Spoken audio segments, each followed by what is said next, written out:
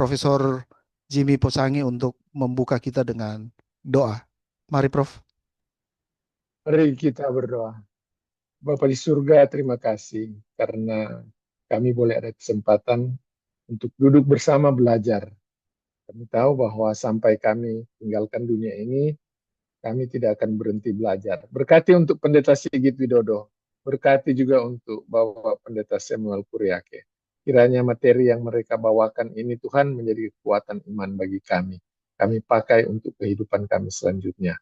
Dan kami boleh memberitakan juga hal itu kepada orang yang lain. Inilah doa kami. Dalam nama Tuhan Yesus kami sudah berdoa. Amin. Amin. Terima kasih, Prof. Uh, Bapak Ibu Saudara-saudara, kita akan segera melanjutkan acara kita dan malam hari ini fenomena alam yang dihubungkan dalam perspektif Alkitab. Tentu kita hanya akan berdiskusi banyak di sini ya, tidak dalam bentuk presentasi seperti PDF atau apa ya, PPT atau yang lain. Nah, karena itu Bapak Ibu, kita akan melihat dulu, saya ingin memberikan disclaimer sehubungan dengan acara kita malam hari ini. Jadi, Grace Ministry adalah wadah untuk menyatukan berbagai anak Tuhan yang ingin belajar bersama.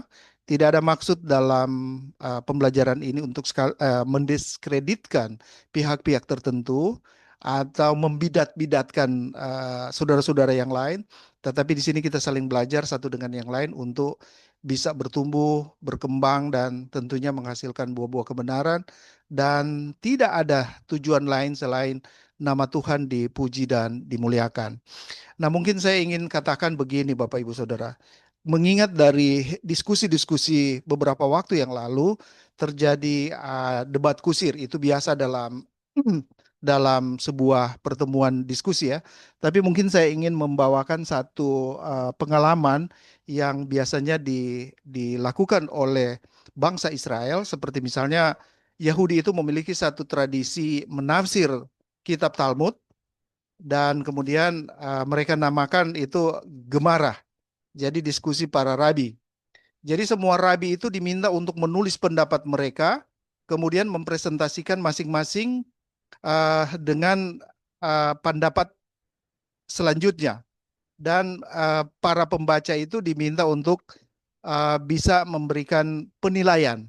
Nah, penilaian yang paling lebih mendekat pada pembaca itu yang mana? Nah, memang agak berbeda dengan kebiasaan kita. Pada umumnya orang Kristen itu dididik dan diajarkan untuk mungkin ya hanya memiliki satu tafsiran saja, dan jika berbeda dengan tafsiran kita menjadi apa ya? Menjadi eh, dapat dikatakan perbedaan itu menjadikan kita bisa dicap sebagai bidat yang sesat. Nah, mungkin di sini yang perlu kita belajar untuk saling menghargai perbedaan-perbedaan sehingga itu boleh dapat menjadi bagian di dalam pembelajaran kita. Nah, saya ingin memberikan satu pendapat bahwa orang Yahudi itu memandang bahwa tafsir bisa memiliki 7 wajah. Itu dalam bahasa Yunaninya, bahasa Ibraninya disebut sif im panin latore. Jadi artinya Torah itu bisa memiliki 70 wajah. Nah, mungkin kita perlu, saya harap supaya di dalam pembelajaran kita malam hari ini kita sama-sama juga, kalaupun ada perbedaan, mari kita tempatkan itu perbedaan sebagai suatu panorama, just like a rainbow, begitu. Sehingga ada 2 warna atau 3 warna, 4 warna akan menjadi indah di mata kita. Baik, Bapak Ibu Saudara-saudara, tanpa berlama bahwa saya ingin menyampaikan begini bahwa fenomena alam baru-baru ini di apa menjadi viral ya. Seperti misalnya blood moon, bulan darah yang mungkin akan terjadi pada tanggal bulan September lah. Nah, jadi ada beberapa orang yang menyampaikan penafsiran mereka bahwa di bulan itu, di bulan September, berdasarkan tanda-tanda yang sudah ada, entah itu mereka melihat dari Matius pasal 24 yang mengisahkan beberapa statement Tuhan Yesus hubungan dengan kedatangan kedua kali melalui beberapa fakta penggenapan nubuatan yang dapat kiranya menjadi clue, Itu ada 4 poin. Poin yang pertama itu perang, kelaparan, wabah, gempa bumi, baru kemudian pemulihan Israel, ya, hampir sekitar 2000 tahun kemudian mereka kembali. Baru ada juga jangkauan penginjilan ke penjuru dunia seperti yang tadi barusan kita share dengan Pendeta Sigit, bahwa Pendeta Sigit sekarang tidak lagi hanya mimbar di gereja, menggunakan media mimbar di gereja, tetapi menggunakan media massa, dan dapat dikatakan sangat-sangat apa ya, sangat berpengaruh besar ya Pak Pendeta, sehingga jangkauan penginjilan ke penjuru dunia tidak lagi terbantahkan dengan adanya informasi yang ada lewat medsos begitu ya. Nah, kemudian yang terakhir adalah kemunculan nabi palsu. Nah, inilah yang menjadi fenomena alam yang uh, baik dari alam maupun juga dengan keadaan yang real dalam apa, kehidupan kita yang kita lihat sekarang ini. Nah, inilah yang menjadi dasar untuk diskusi kita. Nah, untuk itu saya ingin mencoba untuk berbicara terlebih dahulu dengan menyapa dengan Pak Samuel Kureake Balubun. Selamat malam Pak Sam, Shalom. Selamat malam Pak Walda, selamat malam Bapak Ibu semuanya, Shalom. Shalom, terima kasih Pak. Kami sangat rindu mendengar suara Bapak ini, seperti ada magnet itu ketika keluar dari mulut Pak Sam ya. Oke, terima kasih Pak. Sebentar kita lanjut, saya menyapa dulu Pendeta Sigit Widodo, Magister Teologi. Selamat malam Pak Pendeta. Malam, Iya. ya shalom semuanya, Tuhan berkati. Terima kasih, Pak. Ini saya kalau dengar suara Pak Sigit ini, saya seperti baterai yang sudah swak, gitu kan, sudah low. Dengar begini seperti mendapat charge, Pak. Jadi begitu punya kuasa ini. Ya, dan itu yang Paulus katakan, kan, kami tidak hanya menyampaikan kata-kata saja, tetapi kami menyampaikan demonstrasi Roh Kudus. Bukan begitu, Pak Pendeta? Oke. Saya kira demikian, Pak ya. Baik. Kalau begitu saya ke Pak Pendeta Sigit terlebih dahulu. Pak, berdasarkan fenomena yang terjadi nanti bulan September, dan ini sudah dirilis oleh NASA, ya, Badan Antariksa Amerika resmi, dan mereka mengatakan bahwa tang eh, apa ya, tanggal 6 atau tanggal 7 saya lupa itu persis, tapi akan ada penampakan di langit itu blood moon atau bulan darah. Nah, ini memang tidak biasanya mereka apa, lihat, tapi berdasarkan data-data yang coba mereka, apakah itu sebuah alegori ataukah itu memang keadaan yang real. Menurut pendapat Pak Pendeta Sigit seperti apa? Silakan Pak. Baik, terima kasih saudara-saudara yang terkasih dalam Tuhan. Sekali lagi saya sampaikan shalom. Ya tentu dalam Walda send me. They have Bible study tonight. materi yang akan kita bawakan ini pertama dalam bentuk talk show. Nah, kesulitan talk show ini adalah kami tidak mendapatkan transkripnya. Biasanya kalau talk show, kalau saya diundang, biasanya ada transkripnya, kita mau apa yang ditanya dan sebagainya. Jadi ini lepas banget nih, saya sendiri nggak tahu materinya bagaimana, ngomong apa, dan sebagainya saya nggak ngerti. Dan yang kedua, saya tidak menganggap bahwa saya adalah pakar eskatologi. Ya, walaupun di Javung saya adalah eskatologi, saya tidak pernah menganggap bahwa saya adalah orang yang paling paham tentang eskatologi. Dan saya juga akhirnya sampai pada satu kesimpulan bahwa eskatologi adalah puncak daripada teologi, karena pada akhirnya semuanya akan menuju kepada bagian eskatologi, pada bagian eskatologi. Dan sampai pada akhirnya saya sampai pada sebuah kesimpulan bahwa tidak ada satu orang pun yang bisa menganggap dirinya adalah paling pakar dalam eskatologi, paling memahami tentang eskatologi. Nah, karena itu kalau kita melihat di dalam kitab Wahyu dan beberapa bagian eskatologi, banyak sekali rahasia-rahasia yang tidak disingkapkan oleh Tuhan. Sehingga disitulah muncul tafsir-tafsir. Tafsir-tafsir yang eh, lepas. Sehingga saya sampai hari ini saya tidak pernah menganggap bahwa saya yang paling tahu, paling bisa. Walaupun Pak Walda, sebenarnya saya riskan untuk membawakan materi ini, Pak Samuel. Karena saya saya katakan saya bukan pakar, saya juga orang yang tidak terlalu banyak tahu tentang eskatologi. Pak Walda cuma referensinya ngelihat di YouTube saya aja, begitu. Ya, oke. Pertama, kalau ditanya tentang blood moon dan kaitannya dengan eskatologi, ya mau tidak mau saya akan terfokus, terbingkai pada satu konsep, karena saya orang dispensasi teologi ya. Maka karena ini berbicara tentang eskatologi, maka saya dibatasi oleh pemahaman saya yang adalah konsep dispensasi teologia. Dan saya ada pada posisi mid-ek teologia. Ya, mid-ek, saya bukan orang moderat, saya juga bukan ultra, dan saya ada di bagian ultra moderat. Ya, mid-ek. Kalau si Charles Rayri bilang mid-ek. Ya, walaupun Charles Rayri sendiri sekarang bukan lagi moderat, sudah menjadi progresif dispensasional. Seperti itu dalam buku-bukunya. Ya. Nah, karena saya dibatasi oleh pemahaman saya yang dispensasi teologi, ya, bukan berarti kemudian saya tidak menghargai pandangan-pandangan kovenan, pandangan-pandangan amil, pandangan ya amil ataupun postmil. Ya, kalau di YouTube saya tidak pernah menghakimi bahwa itu ya silakan kalau memang memiliki pandangan amil, ya tentu saya sebagai seorang akademisi saya menghargai pandangan tersebut. Tapi kalau ditanya tentang blood moon dan kaitannya dengan eskatologi, maka saya dibatasi oleh bahwa kita tidak akan masuk kepada zaman tribulasi karena kami percaya bahwa sebelum tribulasi terjadi, maka kita sudah terangkat.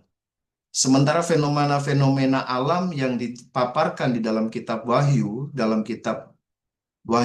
baik pasal 6 sampai pasal 19 ataupun di dalam Matius pasal 24 dan 25, fenomena-fenomena alam itu sebenarnya menjadi tanda di dalam masa antikristus sebelum kedatangan Yesus yang kedua kali. Sementara kalau seandainya kaitannya dengan akhir zaman dan dikaitkan dengan fenomena-fenomena alam, dalam pandangan saya hampir tidak ada sebenarnya. Ya, di dalam surat-surat Paulus tidak ada yang tanda alam dalam kedatangan Yesus di angkasa, nggak ada. Blood moon dan sebagainya. Blood moon ini juga kan sesuatu peristiwa yang sudah bukan hanya baru akan terjadi. Ini hampir setiap tahun kalau tidak salah pasti terjadi. Dan berulang-ulang, dan berulang-ulang, dan berulang-ulang.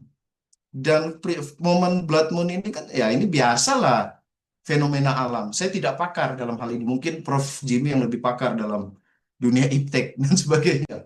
Saya hanya memandang bahwa blood moon itu yang saya pelajari hanya fenomena karena terjadinya gerhana bulan.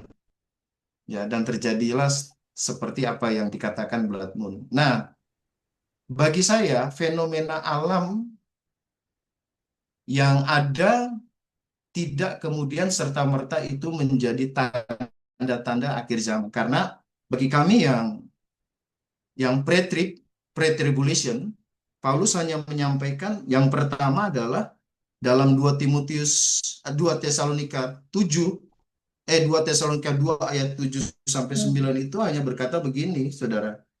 Karena secara rahasia kedurhakaan telah mulai bekerja, tetapi sekarang masih ada yang menahan. Kalau yang menahan itu telah disingkirkan, pada waktu itulah si pendurhaka. Jadi bagi kami bahwa tandanya adalah hanya bahwa si antikristus atau masa antikristus itu ya belum terang-terangan, hanya rahasia. Nah, rahasianya seperti apa? Alkitab tidak secara spesifik menjelaskan rahasianya apa. Nah, kemudian kan yang menjadi bahaya adalah ketika menerjemahkan rahasia ini. Ya, kemudian membuat tafsiran-tafsiran dan sebagainya. Nah, kalau seandainya ada yang mengatakan bahwa dalam bentuk penterjemahan tafsir, dalam penterjemahannya dengan kata rahasia itu, ya kita tidak boleh paksakan bahwa pendapat kita yang paling benar, karena memang itu hanya sebagai bentuk penilaian pribadi atau tafsiran pribadi. Kalau bagi saya, Pak Walda, fenomena alam tidak ada hubungannya dengan rapture. Karena bagi kami yang dispensasi teologia, yang mid-act, bahwa kami percaya bahwa kami tidak menantikan kedatangan kedua kali, tapi menantikan pengharapan kedatangan Yesus di angkasa. Nah, kedatangan Yesus di angkasa, Paulus cuma memberikan tanda bahwa masih ada yang menahan, dan dia sudah bekerja secara rahasia. Rahasianya seperti apa? Itu bebas banget ya untuk ditafsirkan. Kalau bagi saya misalkan ya, hari ini kan nanti di masa antikristus semuanya akan menggunakan barcode. Ya sekarang Tuhan sedang mengarahkan kepada bagian itu. Semua transaksi keuangan sudah menggunakan chip dan sebagainya, sudah menggunakan apa ya, kartu-kartu dan sebagainya. Nah, kemudian yang saya lihat juga di dalam 2 Timotius 3 1 sampai 5, hanya itu saja yang saya lihat sebagai tanda-tanda kedatangan Yesus di angkasa. Dalam 2 Timotius 3 1 sampai 5 kan sebenarnya ini yang lebih menarik dipelajari, bahwa ketahuilah bahwa pada hari-hari terakhir akan datang masa yang sukar. Nah, masa yang sukar ini yang bisa kita tafsirkan, manusia akan mencintai dirinya sendiri, mencintai uang, sombong, ya kan? Makin hari makin sombong kan. Semakin merasa yang paling tahu secara teologi ya. Udahlah, itu sebagai bagian tanda. Kemudian angkuh, memfitnah, tidak taat kepada orang tua, tidak tahu terima kasih, itu kayak bagian dalam 2 Timotius 3 1 sampai 5 ya. Tidak mengasihi, tidak mengendalikan diri, lebih menuruti hawa nafsu. Ya, hari ini kalau lihat tanda-tanda itu ya sudah bisa bagian daripada akhir zaman, karena kalau sekarang lihat ya, saya hari ini sedang mengkritisi tentang korupsi di Indonesia ini. Betul kan? Hari ini kan kekacauan terjadi karena korupsi. Kalau zaman kami dulu anak-anak, yang saya lihat korupsi hanya di lingkaran keluarga presiden aja. Tapi hari ini korupsi udah di mana-mana kok. Dari yang paling atas sampai kepala desa, korupsi udah di mana-mana. Ya luar biasa. Ya orang sudah lebih mencintai uang, lebih jahat dan sebagainya. Ya saya pikir Pak Walda, Iya, bagi saya pribadi tidak ada sih oke. dalam hubungannya dengan rapture, tidak ada Oke. Memang definisi. seperti yang Pak Pendeta sampaikan bahwa kedatangan kedua kali yang didengung-dengungkan, bahkan itu sudah menjadi viral di media sosial, itu menunjukkan seperti yang tadi Pak Pendeta singgung, bahwa posisi pendeta itu ada dalam pandangan mid-X ya, kisah Rasul pertengahan ya, antara 9 atau 13. Jadi kalau kita bisa coba ramu bagian ini adalah begini Pak. Sebab sebelum kedatangan kedua kali itu akan ada satu kedatangan lagi yang disebut sebagai kedatangan rahasia. Dan itu memang kita sudah beberapa waktu yang lalu Pak ya. Kita sudah bahas itu bersama-sama dengan Pendeta Denny Weku, Prof. Jamie Pusangi, dan juga Pak Sam, dan beberapa teman-teman yang lain. Tetapi yang menarik di sini adalah begini Pak. Karena sebelum kedatangan kedua kali akan ada satu kedatangan rahasia yang nanti kedatangan itulah yang akan menentukan para anak Tuhan di mid-X akan terangkat. Sehingga dapat dikatakan bahwa sebelum kedatangan kedua itu sudah menjadi clue untuk bagaimana orang-orang percaya di di pre-trip itu sudah bisa ada kesiapan diri lah, begitu kurang lebih. Nah, jadi salah satu clue yang disampaikan oleh Tuhan Yesus itu di Matius 24 tadi yang sudah saya bawakan di narasi awal, itu mungkin menjadi apakah itu juga menjadi penentu di dalam kedatangan kedua kali dan kedatangan rahasia. Nah, sebelum menjawab itu Pak, saya coba ke Pak Sam dulu sebentar. Menurut Pak Sam sekarang, berdasarkan itu tidak bisa dijadikan dasar tentunya, seperti tadi yang sudah Pak Pendeta Sigit sampaikan. Tetapi apakah mungkin Pak Sam ada pemikiran lain di dalam menjelaskan apa sesungguhnya yang dinilai atau dilihat dan kemudian dipercayai oleh publik mengenai September itu sendiri yang dihubungkan akan kedatangan Tuhan. Silakan Pak. Baik, terima kasih Pak Walda. Ini tentunya sebuah topik yang menarik ya. Pertama-tama memang saya bukan ahli astronomi, sehingga kajian saya lebih merefleksikan bagaimana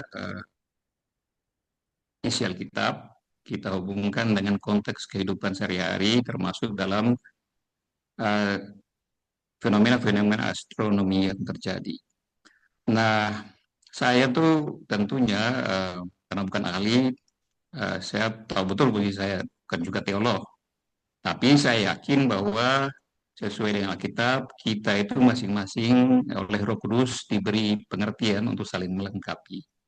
Dan senang sekali diskusi seperti ini bisa menambah pertumbuhan pengertian kita, sehingga sesuai dengan kepenuhan yang diberikan oleh Roh Kudus, kita bisa memahami dan siapkan diri bila mana waktu Tuhan kita nanti akan tiba. Saya memulai dengan sedikit ulasan tentang bagaimana fenomena alam seperti bulan dan bintang dan lain-lain. Saya kira kehadiran bulan dan bintang, matahari sesuai dengan kitab Kejadian di Kejadian 1 ayat 14 itu mempunyai peran yang sangat penting. Di sana Allah kita berfirman bahwa uh, mereka akan menjadi penanda penentu musim, hari dan tahun. Sehingga kita lihat sampai sekarang kan orang menggunakan kalender, ada kalender berdasarkan perhitungan bulan, ada yang berdasarkan perhitungan matahari dalam peradaban manusia. Jadi bagi saya tanda alam seperti yang kita kenal dengan blood moon, oleh bahasa Alkitab, bahasa Indonesia kita bilang bulan menjadi merah seperti darah atau bulan menjadi darah atau matahari menjadi gelap atau hitam, itu sudah dicatat secara jelas dalam Alkitab sebagai bagian dari tanda-tanda menjelang kedatangan Yesus. Tetapi dia bukan tanda klimaks, karena dia merupakan tanda yang mengiringi menjelang hari hanya. Jadi tanda-tanda konstelasi astronomi ini secara jelas disebutkan dalam Yoel 2 ayat 31. Di sini Yoel menulis matahari akan berubah menjadi gelap gulita, bulan menjadi darah sebelum datangnya hari Tuhan yang hebat dan dahsyat itu. Di Kisah Para Rasul 2 ayat 20 juga lebih kurang sama isinya. Matahari akan berubah menjadi gelap gulita dan bulan menjadi darah sebelum datangnya hari Tuhan, hari yang besar dan mulia itu. Pada Wahyu 16, Rasul Yohanes melihat ketika anak domba itu membuka meterai yang keenam, sesungguhnya terjadi gempa bumi yang dahsyat dan matahari menjadi hitam bagaikan karung rambut dan bulan menjadi merah seperti bulan menjadi merah seluruhnya bagaikan darah. Jadi ini gambaran politik yang bakal muncul menjelang kedatangan Tuhan. Nah, ini juga menunjukkan bahwa ada kekacauan kosmik. Dunia mengalami guncangan mungkin akibat itu ya, gempa dan lain-lain. Nah, oleh karenanya berkaitan dengan fenomena adanya blood moon yang diperkirakan oleh NASA itu bakal terjadi di tanggal 7 atau 8, 7 sampai 8 September ya. Dan itu sesuai data akan terlihat jelas di Indonesia.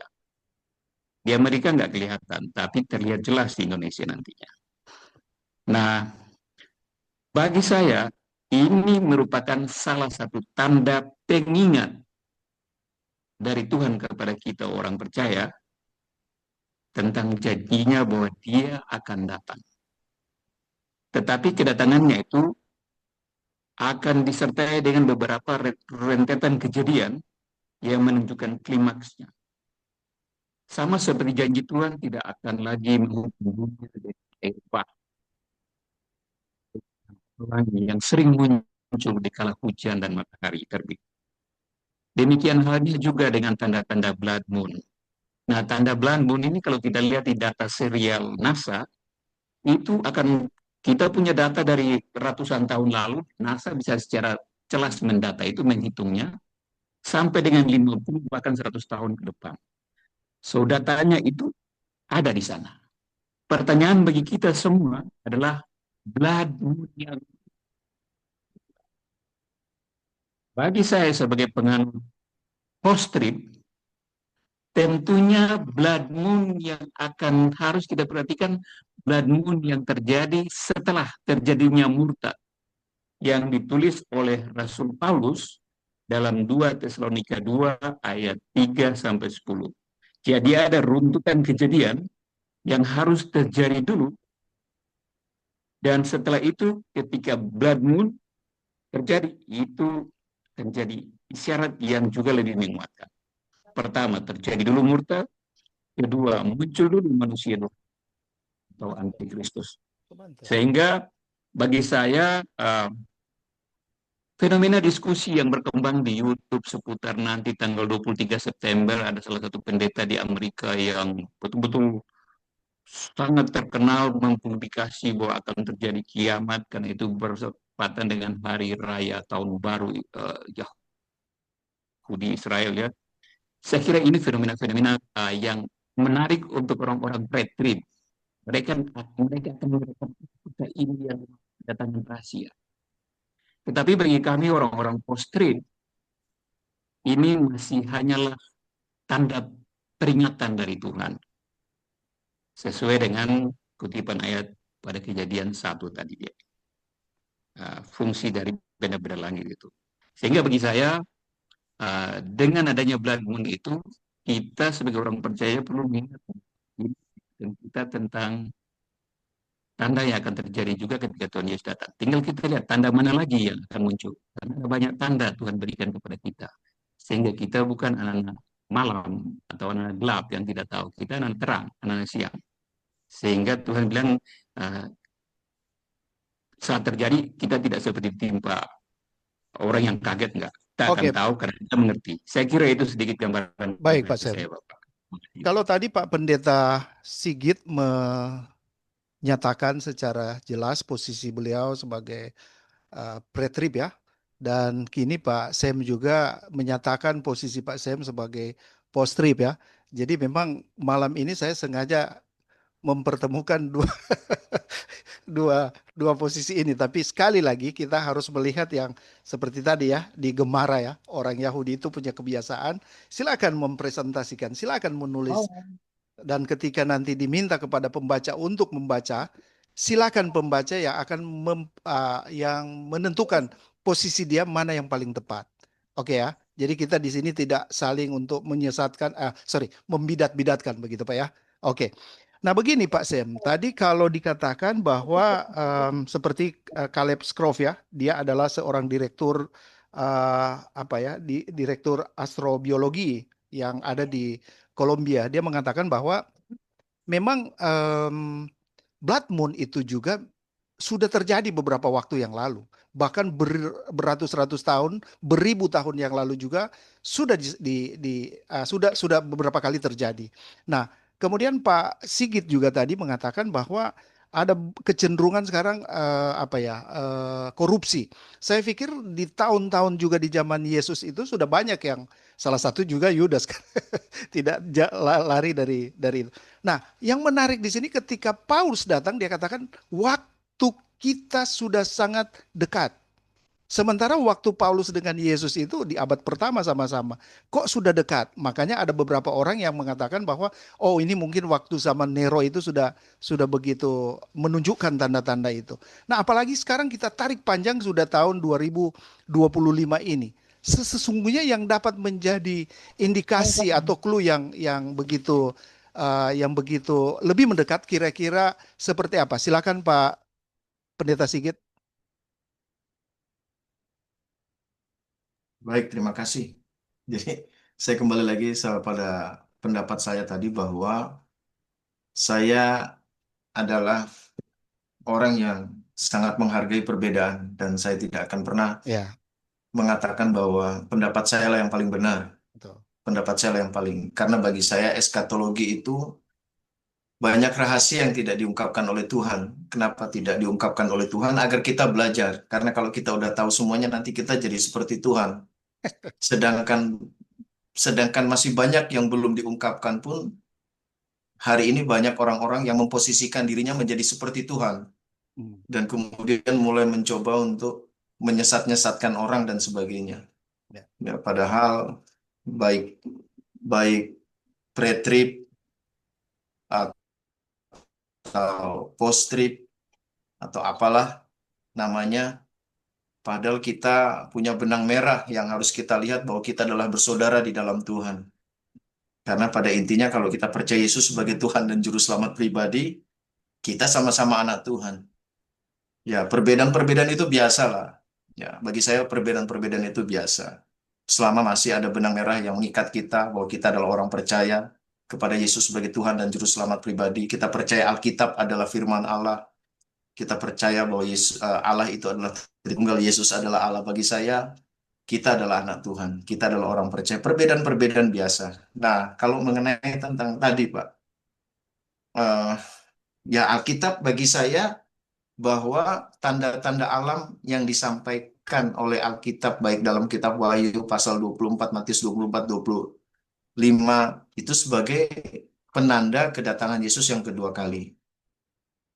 Nah, sementara posisi kami adalah bukan menantikan kedatangan yang kedua kali, tapi kedatangan yang rapture itu sendiri, kedatangan di angkasa. Benar apa yang tadi Pak Samuel katakan bahwa tanda-tanda itu sebagai tanda kedatangan Yesus yang kedua kali yang disampaikan di dalam kitab Wahyu pasal Matius pasal 24 dan sebagainya. Cuma kan memang pada posisi ini perbedaan antara kita adalah antara rapture dengan kedatangan kedua kali, hanya itu saja. Ya kan, hanya itu saja. Tapi sebenarnya juga post meal juga dengan dispensasi moderat pun pada akhirnya punya ending yang sama. Punya ending yang sama, jalannya aja yang berbeda. Kan itu saja sebenarnya. Ya memang kalau mid-egg ini agak berbeda, Pak Sim. Ya, karena kami percaya bahwa pada masa kekekalan nanti kami ada di sorga. Dan Apa? kita dan kita punya punya Iya. data, punya apa yang sama, apa punya data-data yang kuat. Tapi nantilah pada akhirnya kita akan ketemukan di akhir zaman nanti. Pada akhirnya seperti apa, ya udahlah, jangan paksakan orang yang suka ke sorga dipaksakan ke bumi, orang yang di bumi dipaksakan ke sorga. Biarkan saja dengan pengharapannya masing-masing, bahwa yang jelas bahwa kita orang percaya Yesus akan diselamatkan. Oke, Pak Walda, bagi saya Ya. tentang masalah korupsi dan sebagainya, ya memang korupsi itu sudah ada dari zaman dulu. Ya, tapi kalau bagi saya memang akhir-akhir ini, Pak, lebih gila-gila ini Iya, korupsi iya. ini. Betul. Sebenar-benar luar biasa, Pak. Ini Ya, membuat hati saya sebagai hamba Tuhan tidak hanya bicara tentang teologi ya, tapi bagi betul. saya mengkritisi Ya, tentang hal ini. betul. Ya, di media sosial saya mengkritisi tentang hal ini. Karena terkadang kita sebagai hamba-hamba Tuhan ini cuma bicara teologi, tapi kita tidak peduli dengan hal-hal yang seperti ini. Ya, Bagaimana dari atas sampai ke bawah, orang-orang melakukan tindakan korupsi yang sangat memalukan, sudah tidak lagi malu. Dulu, Pak, korupsi itu malu, Pak. Di zaman Orde Baru ada orang korupsi ditampilkan di media sosial, itu malu, Pak. kalau sekarang Kita jadi pernah dulu kebanggaan begitu, Pak. TVRI begitu kan. Sekarang orang korupsi ketawa, Pak. Ya, jadi Bahkan lucunya lagi Pak Sen, bagi saya ini lucunya ya. Orang-orang menggunakan uang korupsi untuk ibadah ucapan syukur, itu gimana coba? ya, ya, ya. Mereka dengan bangga memberikan. Jadi kalau tadi Pak Walda mengatakan korupsi dulu tapi sekarang lebih jahat, saya memiliki penilaian lebih jahat korupsi. Teman-teman bisa bayangkan orang-orang korupsi memberikan makan kepada keluarganya dengan hasil korupsi, itu memalukan, Pak. Tapi bagi mereka udah nggak malu lagi. Iya kan? Betul. Bangga sekali membangun rumah yang besar, habis bangun rumah yang besar pakai uang korupsi, bikin ibadah ucapan syukur. Itu gimana ceritanya? Dulu malu, Pak. Tapi hari ini, korupsi itu jadi trademark. Jadi sesuatu yang Mungkin itu pun, penafsiran itu pun masih bisa dikatakan subjektif, tapi ya itu mungkin penafsiran pribadi saya. Jadi pada akhirnya ya diskusinya bagi saya pribadi, saya menghargai pendapat Bapak Samuel Kuryake. Kita berbeda memang Pak. Tapi mau bagaimana lagi? Kita dilahirkan dalam dua doktrin yang berbeda. Tapi ingat, saudara-saudara, kita punya satu ikatan benang merah yang tidak bisa memisahkan kita. Bahwa kita adalah sama-sama orang percaya Yesus. Kita diikat oleh satu keluarga di dalam Kristus. Satu kali saya diundang Pak oleh sebuah komunitas. Waktu itu saya agak malu karena bahasa Inggris saya kurang terlalu fasih. Saya diundang oleh sebuah lembaga di Amerika untuk menghadiri acara misionaris se-Asia Pasifik di Bali. Saat itu cuma saya orang Indonesia dan saya merasa sedikit asing di tengah-tengah orang asing di negara sendiri. Dan waktu itu saya mengatakan begini, kebodohan orang-orang fundamental, kebodohan orang-orang Injili, ya, itu sempat dijadikan bahan olok-olok di dalam buku James Barr, dalam buku Fundamentalism. Ya, bahwa orang-orang Injili, orang-orang fundamentalis, itu adalah orang-orang yang gampang berantem. Berbeda sedikit, berantem pisah. Berbeda sedikit, berantem pisah. Itu adalah olok-olok yang disampaikan oleh orang-orang liberalisme hari ini. Dan pada waktu itu saya mengatakan, kita mau bikin apa? Antara dispensasi dengan covenant punya banyak kesamaan. 90% punya kesamaan tentang konsep-konsep dasar. Yang membedakan hanyalah eskatologinya. Kenapa kita hanya melihat kebodohan orang-orang percaya hari ini adalah hanya melihat sedikit perbedaan yang tidak mempengaruhi apapun dan itu dijadikan sebagai alat untuk berantem. Itu adalah sebuah kebodohan bagi saya. Saya dengan adik-adik saya berbeda. Apakah saya harus berantem dengan perbedaan yang kecil itu? Kenapa kita tidak melihat kesamaan kita? Kenapa hari ini gereja-gereja berantem hanya karena hal-hal kecil, antara dispensasi pun berantem 29, 13, 28. Covenant pun berantem. Postmil dengan post-trib, amil juga berantem. Itu adalah sebuah bagi saya sebuah kesedihan. Kenapa kita tidak bersatu? Kenapa kita tidak bersatu? Apalah yang kita mau buat untuk memenangkan jiwa-jiwa? Ya, untuk memberitakan Injil. Kenapa kita hanya melihat perbedaan yang kecil dan kemudian kita berantem dengan perbedaan yang kecil itu? Ya memang mau nggak mau Pak Samuel, itu sudah dinubuatkan oleh Paulus bahwa hari-hari semakin jahat. Ya kan, orang-orang semakin jahat, orang-orang tidak mengasihi. Ya kita bicara mengasihi tapi hanya karena doktrin yang kecil itu berbeda kemudian berantem dan saling menyesat-nyesatkan. Bukankah itu tanda juga Pak Walda bahwa semakin hari kedatangan Kristus semakin dekat. Satu gereja aja berantem hanya karena perbedaan yang kecil. Kenapa? Karena memang sudah tanda-tandanya. Sudah tidak saling mengasihi, tidak mampu mengendalikan diri. Iya kan? Kemudian beribadah hanya menyangkal kuasanya, tidak taat dan sebagainya. Saya pikir, maaf, Bapak-bapak, mungkin dalam hal ini saya berbeda. Bahwa saya tahu perbedaan pasti itu adalah sebuah keniscayaan. Tidak akan mungkin tidak. Kenapa harus berbeda? Karena kalau kita semua sama, kita tidak akan bergerak dalam penginjilan dengan konsepnya kita. Tuhan sudah katakan pergilah dan kita akan menjadi berbeda kok. Ya enggak? Nah sekarang, kenapa kita tidak bicara tentang hal yang sama? Untuk bergandengan tangan di dalam memenangkan jiwa-jiwa. Oke, mungkin Pak Walda bagi saya ya memang udah Baik. tanda. Iya, terima Terima kasih Pak kasih. Pendeta. Ini pencerahan yang luar biasa ini. Saya pikir sudah masuk di closing statement, tapi ternyata ini belum Pak ya. Tahan aja dulu closing statementnya. Ya, terima kasih Pak. Saya melihat bahwa Pak Pendeta Sigit coba menggambarkan satu perbedaan antara organisasi dan organisme. Begitu Pak ya. Kalau bicara organisasi kita bisa saja berbeda-beda. Karena organisasi A pasti mereka punya anggaran dasar, anggaran rumah tangga yang berbeda. Tetapi kalau bicara dalam konteks organisme itu kita ada dalam satu gereja tubuh Kristus begitu Pak ya, yang tidak bisa terpisahkan. Jangankan gereja memisahkan, Yesus sendiri tidak punya hak untuk memisahkan anggota tubuhnya dengan dirinya. Dia sebagai kepala dan kita sebagai anggota tubuh. Saya teringat dengan satu itu Pak, satu peristiwa itu di zaman Yesus ada seorang yang datang dari kalangan luar. Kemudian di Israel itu kan dikenal dengan orang luar proselit ya, orang yang non Israel tetapi beragama Yahudi. Nah, kemudian seorang ini datang kepada Shema ya, kepada Rabi Syamai,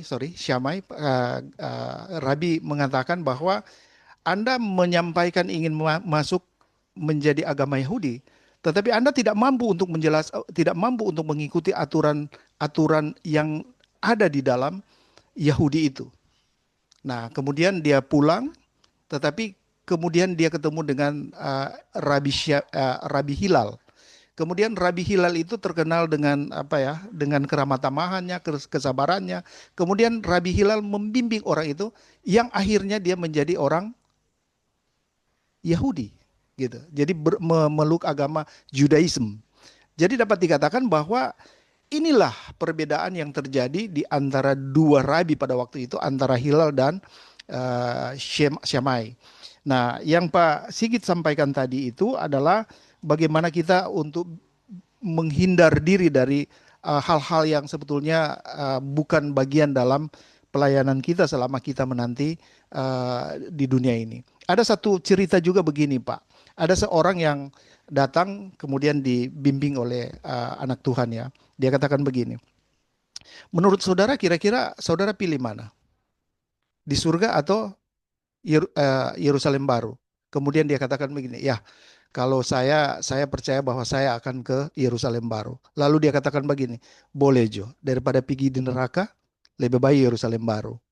Jadi artinya ini mungkin sekedar kelakar, tetapi paling tidak ini menjadi suatu pilihan bagi seseorang untuk menentukan apa yang dia mau menjadi bagian di dalam kehidupannya. Silakan Pak Sem, saya berikan kesempatan Pak Sem untuk memberikan pencerahan kembali soal tanda-tanda yang sudah disampaikan oleh Pak Pendeta Sigi tadi, bahwa ini bukan peristiwa yang baru, tapi ini kan peristiwa sudah lama.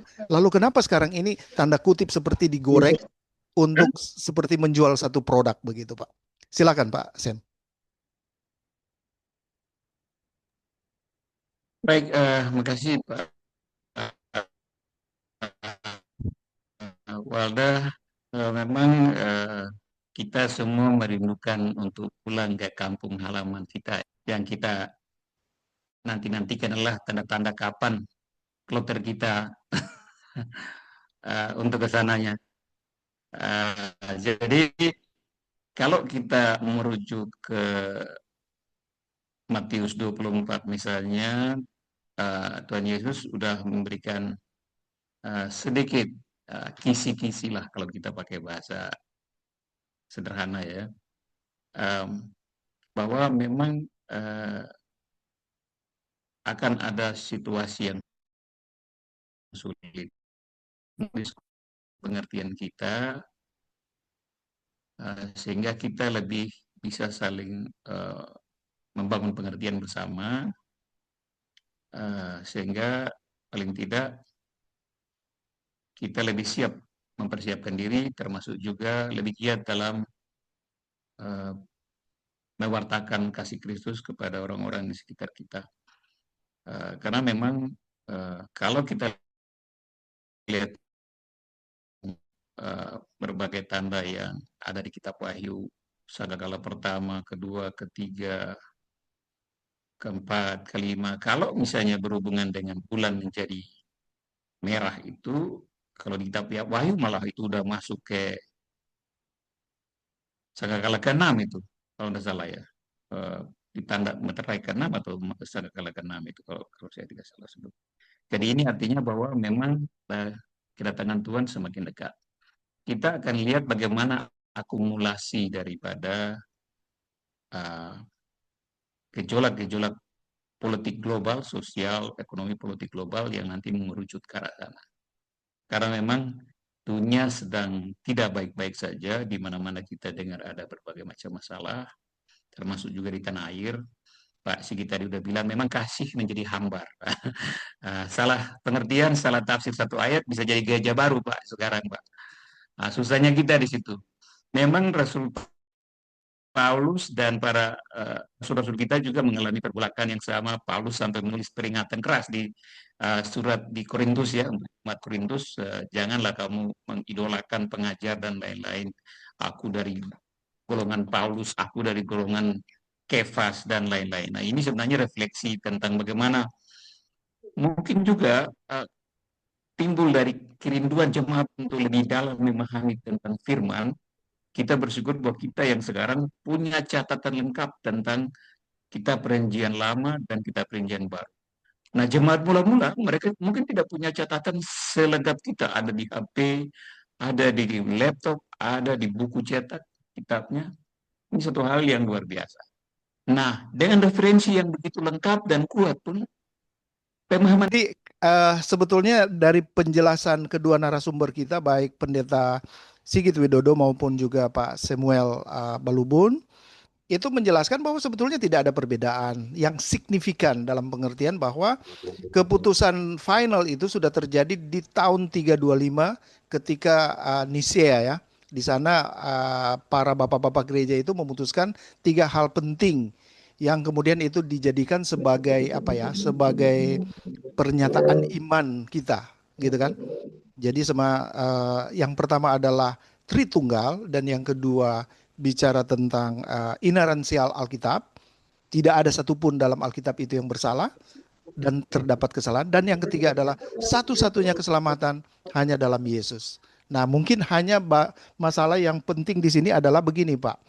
Mungkin kita terlalu fokus pada doktrin, tetapi nilai-nilai kasih kita kehilangan nilai kasih. Begitu ya. Nah, mungkin yang sekarang ini kita perlu jaga untuk diskusi yang lebih konstruktif maksudnya. Nah, saya mempersilahkan sebelum saya lempar ke floor, Pak Sam bertanya ke Pak Pendeta Sigit dan sebaliknya. Silakan Pak Sam terlebih dahulu. Pak Walda, saya kira saya tidak punya pertanyaan yang spesifik ya tentang apa yang disampaikan oleh Pak Sigit tadi. Saya memahami posisi Pak Sigit, dan mungkin nanti kita berikan banyak kesempatan ke saudara-saudara yang ada di room untuk berbagi pikiran, itu jauh lebih baik, Pak. Oh, oke, baik. Kalau begitu saya mau tanya dulu konfirmasi ke Pak Pendeta Sigit, apakah ada hal yang perlu dikonfirmasi ke Pak Sam, Pak? Silakan Pak. Mungkin kita lepas ke floor dulu aja Pak. Oh, ke Nanti floor kita aja. akan Oke, baik. diskusi-diskusi nanti Pak. Oke, baik. Nah, Kalau karena begitu, ini kan ya. apa ya, talk show atau apa Talk ini? show. Kita nggak punya transkripnya, kita mau apa, ini hanya apa ya, bicara lepas ya. Memang alangkah baiknya ke depannya kalau ada talk show begini kita punya apa ya, punya panduan sebelum kita tampil. Karena saya sudah berapa kali ikut yang seperti ini, tetapi sebelumnya kita udah diarahkan kita akan ngomong apa, bicara apa, fokusnya bagaimana, seperti apa, supaya lebih. Karena tadi saya sendiri sampai sekarang, sampai tadi Pak Waldo waktu mempersiapkan ini, saya juga bingung mempersiapkan apa, seperti itu. Yang Oke. saya cuma pandangan saya adalah apakah benar blood moon ini adalah sebagai tanda untuk kedatangan Yesus di rapture? Ya bagi saya tidak, kan itu tadi saya sudah jelaskan. Oke. Ya hanya itu saja. Terima kasih Pak. Mungkin tidak ada pertanyaan spesifik ke beliau. Nanti kita diskusi Baik. dengan floor saja. Terima kasih. Oke, terima kasih. Sebentar sebelum kita mulai, saya mau matikan dulu ini. Oke, baik Bapak Ibu Saudara-saudara, saat ini kita akan masuk dalam sesi tanya jawab, dan ini sekarang sudah ada raise hand dari Dr. Joni Pabisa ya, yang kemudian nanti langsung saja ke narasumber yang mana ini mau diarahkan pertanyaan itu. Dan kemudian setiap nanti Bapak Ibu yang ingin menyampaikan pertanyaan, tolong posisi on kamera ya. Dan lain-lain juga kalau bisa dinyalakan supaya nanti ini bisa kelihatan ini ada yang menggunakan nama-nama yang lain tapi wajahnya yang berbeda ya, supaya paling tidak bisa sinkron. Baik, silakan Pak Dr. Joni Pabisa. Oh ya, terima kasih. Minta maaf saya ada di keramaian ini. Tadi ada tentang bulan ya, bulan yang seperti darah itu. Kemudian diklaim sebagai salah satu tanda. Menurut saya ini terburu-buru.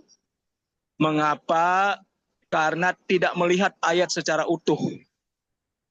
Karena kalau terjadi bulan seperti darah itu, maka peristiwa yang sama harus terjadi pada matahari yang gelap gulita. Gitu. Sehingga kalau hanya bulannya saja yang merah, maka sebenarnya itu fenomena alam biasa seperti yang disampaikan oleh Pendeta Sigit. Karena tidak bersamaan dengan matahari yang gelap gulita. Itu. Dan saya pikir yang terjadi itu memang fenomena saya sebagai tanda-tanda kedatangan Yesus yang kedua kali. Jadi saya setuju kalau penafsiran terhadap satu ayat itu tidak tepat, itu bisa berarti lain. Dan saran saya untuk bisa melihat lagi, jangan terburu-buru lah menilai langit bulan yang bertanda darah itu, bulan merah itu nanti yang terjadi itu adalah tanda-tanda akhir zaman, kedatangan kedua kali. Karena kalau kedatangan kedua kali, dia harusnya bersamaan dengan matahari yang gelap gulita. Demikian, terima kasih. Baik, terima kasih Pak Dr. Joni. Saya pikir ini statement ya, yang mungkin kalaupun misalnya ada tanggapan dari Pak Sem, karena statement Pak Dr. Joni itu sejajar dengan Pendeta Sigit Widodo. Dan ini agak sedikit berbeda dengan pandangan Pak Sem. Terima kasih Pak Kita Dr. lihat Joni. aja ayatnya Tapi secara spesifik. ya, tapi bukan berarti bahwa pertanyaan dan jawaban sudah selesai, belum ya. Tapi tahan Ya, dulu belum. bagi yang lain. Silakan, ada yang mungkin mau bertanya? Oke, silakan Prof Jimmy Pak Posangi. Sam, kalau tinggalkan dunia ini, kekekalan di mana? Bagaimana Pak Prof? Agak nyari. Kalau meninggalkan dunia ini, masuk pada kekekalan, Sam di mana? Coba diulangi Pak. Wallace, Begini, Pak Sem, pertanyaan Prof memang agak ada gangguan Prof di mic mungkin ya. Oke, kalau tadi kita, nah sekarang Prof bagian. Sekarang kita bantu. Pertanyaannya begini nih, Pak Sem. Prof tadi Prof Jimmy tanya, kalau misalnya meninggal dunia ini, Pak Sem, terminasinya kemana? Apakah Yerusalem Baru atau surga? Itu pertanyaannya. Pertanyaan yang cukup ya. Sulit-sulit. Tidak sulit sebenarnya. Semua Bukan orang sulit-sulit tahu gampang. tujuan kita ke surga. Tetapi konsep berpikir saya dan Pak Prof memang beda. Karena Pak Prof akan terus di surga. Saya sesuai dengan janji Yesus. Yesus pergi menyiapkan tempat supaya di mana dia ada, di situ saya juga ada, di situ kamu juga ada. Dan Yesus akan memerintah dalam kerajaan 1000 tahun. Makanya di bumi, makanya mungkin saya akan ada di sana. Karena Yesus juga janji di Wahyu. Orang-orang kudus akan ikut memerintah dengan dia sama-sama. Nah, pasti di kerajaan 1000 tahun tuh. Saya kira gitu Pak Prof. Terima kasih.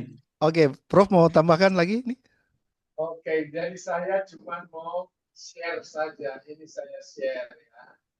Oke. Prof mungkin perbaiki sedikit mic-nya, ini agak ketinggalan gitu. Mic. Jadi ini saya share ya. Boleh lihat? Boleh. Ini sudah tembus sampai di hati ini. Dari Petrus waktu itu dia cuma tahu bertobat. Kisah 2 ayatnya yang ke-38. Bertobat. baptis, pengampunan dosa, terima Roh Kudus. Dan Petrus cuma tahu sampai di kerajaan 1000 tahun. Kita kan tahu waktu Petrus itu Yesus disalib dan 40 hari Yesus memberitakan kerajaan Allah, kerajaan.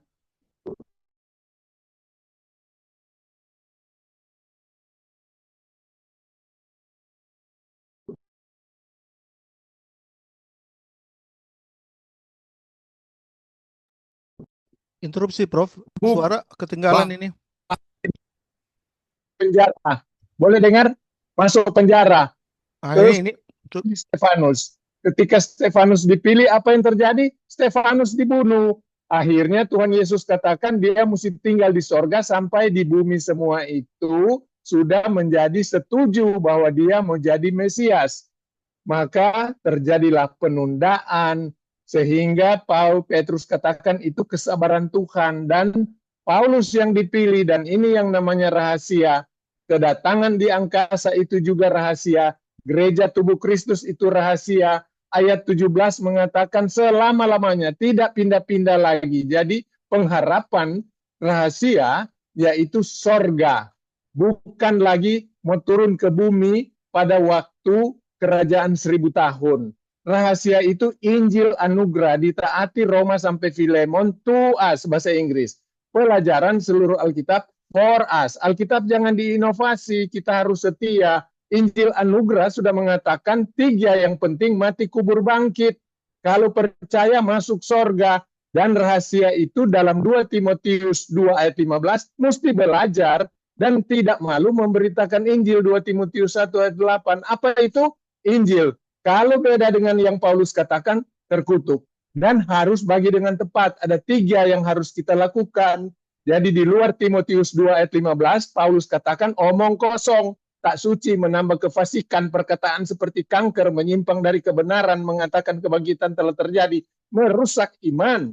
Jangan campur, bagi dengan tepat, ortotomeo. Matius, Markus, Lukas, Yohanes itu ditulis untuk orang Yahudi, for us, pelajaran bagi kita, bukan to us, bukan untuk ditaati. Jangan campur. Injil yang disampaikan Petrus beda dengan Injil yang disampaikan Paulus. 2, kita boleh lihat ini kisah 2 ayat 38, Efesus 1 ayat 13. Pembaharuan itu selamat kemudian berbuat baik. Jangan dibalik, berbuat baik mudah-mudahan selamat. Efesus 2 dan lain-lain. 1 Korintus 18 katakan bodoh sekali kalau orang masuk neraka. Kalau masuk neraka itu bodoh. Mengapa bodoh? Kenapa? Karena masuk surga itu cuma Tuhan Yesus kasih karunia, bukan hasil usaha pemberian Allah, bukan hasil pekerjaan. Itulah kepercayaan saya. Terima kasih. Wah, luar biasa ini, seperti anak panah yang meluncur dari busurnya ya, Prof. Terima kasih, terima kasih. Oke, Pak Sam, mungkin mau menambahkan atau? Silakan, Pak. Ya, mungkin menambahkan sedikit saja. Silakan. Saya memang selalu akan terganggu kalau orang mencoba untuk memecah-mecahkan kesatuan pelayanan antara Paulus dan rasul-rasul yang lain. Karena kenyataannya dari 11 rasul itu tidak, sebagian besar dari mereka menginjil keluar dari Israel. Ada rasul yang meninggal di Rusia, ada yang di India. Apakah memang Thomas meninggal di India? Apakah memang Thomas ingkar terhadap perintah Yesus? Enggak. Jadi saya kira pada posisi ini saya memaklumi apa yang disampaikan oleh Pak Prof. Tetapi pengertian saya tentang kesatuan pelayanan penginjilan para rasul, sebagaimana Yesus mengutus mereka, pergilah ke seluruh dunia dan jadikan seluruh bangsa muridku, ini tetap sama dengan Paulus. Bahwa ada hal khusus yang disingkapkan kemudian kepada Paulus, yaitu kita hormati dan kita juga harus patuhi. Saya kira begitu, Bapak. Oke, baik, terima kasih. Terima kasih, Pak Prof. Terima kasih Pak Sam yang sudah menanggapinya. Ini saya minta ada tanggapan balik dari Pak Pendeta Sigit. Tapi sebelum Pak Pendeta Sigit menanggapi, saya coba mau menyapa ini Ibu Steri ini, Ibu Tangkilesan Esther. Ini ada di Manado atau ada masih di Amerika ini? Ster? Steri bisa dengar? Oke, Jadi mungkin lagi traffic delta. Silakan Pak Pendeta Sigit ingin menambahkan atau ingin menyanggahnya. Pak Silakan. Pendeta Walda, Ini siapa ini? Pak Joni mungkin? sebentar Joni Pak bisa. Oh, oke. Ya, saya minta maaf langsung masuk ini. Oke, silakan. Iya, karena saya di keramaian, saya kurang tahu apakah Pak Sam tadi menjawab. Satu ayat itu Pak, terkait bulan merah yang bisa dia tunjukkan berdiri tunggal. Ada enggak ya? Makasih. Oke, silakan Pak Sam. Eh, Seharusnya Bapak yang menunjukkan kepada saya karena Bapak itu teolog. Tafsir kita untuk ayat tadi tidak ada kata dua-duanya bulan merah dan matahari hitam itu bersamaan. Jadi ayatnya nggak menyebutkan begitu, Pak, di 3 ayat yang saya kutip. Kalau Bapak punya ayat diri sendiri, Bapak tunjukkan ke saya. Bapak ahlinya kan, untuk teologi. Terima kasih, Pak. Ya, saya sudah kasihkan tadi Kisah Rasul dan Wahyu, Pak. Kalau Bapak Iya. ada enggak Detail, Bapak, bulan Kisah merah Rasul itu Kisah ada Rasul enggak berapa bulan biar merah jelas. itu berdiri tunggal, Pak? Ayat yang saya sampaikan tadi nggak ada yang berdiri tunggal. Bapak sampaikan Oke. ayat itu jelas. Terima kasih Pak. Berarti kalau mengatakan bulan merah itu sebagai tanda akhir zaman, itu perlu Bapak lihat lagi. Saya sependapat dengan Pendeta Sigit bahwa itu adalah fenomena alam biasa. Terima kasih. Oke, terima kasih Pak Joni yang sudah menambahkan ya.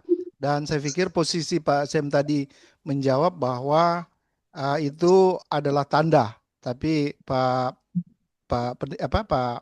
Dr. Joni menyampaikan bahwa itu sekedar fenomena alam, Pak. Nah, itu ada perbedaannya di situ. Oke lah, kita tidak saling debat kusir di sini, tapi itulah pandangan Pak Sam ya. Baik, silakan. Iya, Pak Will, sebentar sebelum Pak Will. Saya ke Pendeta Sigit. Silakan Pak Pendeta Sigit ingin menambahkan dari kedua itu, Pak. Dari pandangan tiga malah dengan Prof. Pak Sam dan Pak Dr. Joni. Pak Sigit sebagai jembatan lah. Silakan Pak.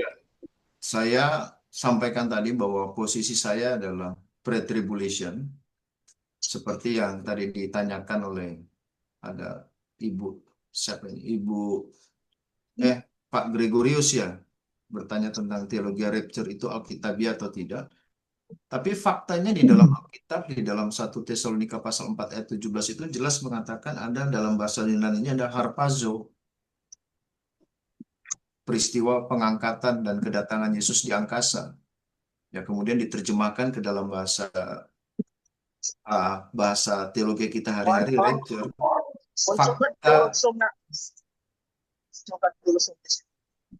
Fakta rapture itu ada. Dan sangat jelas bahwa ini karena ditanya posisi ya, tapi tidak kemudian membuat saya menganggap bahwa Pak Sam itu ya yang tanda petik tadi saya katakan tidak seperti itu, karena pasti ada perbedaan, dan perbedaan itu saya selalu menghargai perbedaan. Ya, tapi kalau ditanyakan tentang posisi tentang rapture, ya kita tidak melihat ortodoks atau bukan ortodoks. Ya kan? Kita bukan melihat tentang apakah dia covenant atau tidak covenant, apakah dia dispensasi atau tidak dispensasi, tapi faktanya dalam 1 Tesalonika pasal 4 ayat 17 jelas mengatakan harpazo, bahwa ada pengangkatan dan kedatangan Yesus di angkasa, karena itu sangat jelas saya